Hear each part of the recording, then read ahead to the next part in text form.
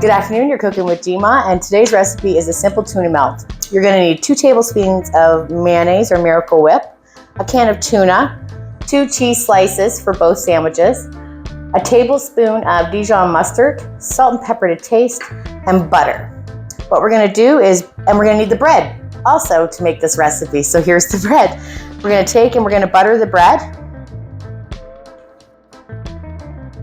We're going to get that ready before we do our mixture of the tuna, salt and pepper, Dijon, and mayonnaise. I like to have this prepped and ready to go. We're also going to need a frying pan, and we're going to need to turn that up between 6 and 8 depending on your stove temperature and how quickly it heats up. Just flip it over. We chose a crusty bread today to kind of accent the tuna melt, which is a nice complement.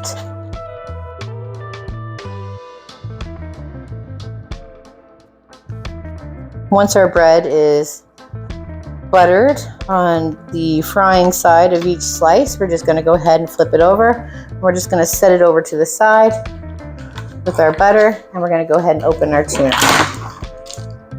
I like to do that over the sink so that any spillage goes into the sink. So I'm going to transfer over. So we're going to go ahead, we added our mayonnaise. Now we're going to add our teaspoon of Dijon. So once our mayonnaise and Dijon is in, we're going to mix it up. Our salt and pepper's in there. We're going to flip our bread over, and we're going to go ahead and we're going to put that beautiful mixture right on top of the bread.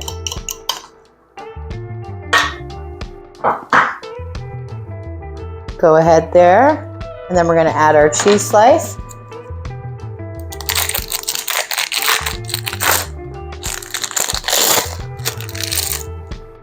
Just like so. Okay. So we'll pop, and we've popped that right into the frying pan, and it's cooking on the 7 to 8 temperature. And I'm just going to grab my spatula. We're going to see how it's doing on the side that was put in first. We'll go ahead and flip that. Like, that's beautiful. So once you've flipped it over, you're going to cook it for another 2 to 4 minutes, depending on how high your temperature is on your frying pan and your stove. And we'll let that cook for a minute. All gorgeous. Okay. So once that time has lapsed, we're going to bring over our tuna melt, let that rest for a minute, and then we're going to do the big reveal.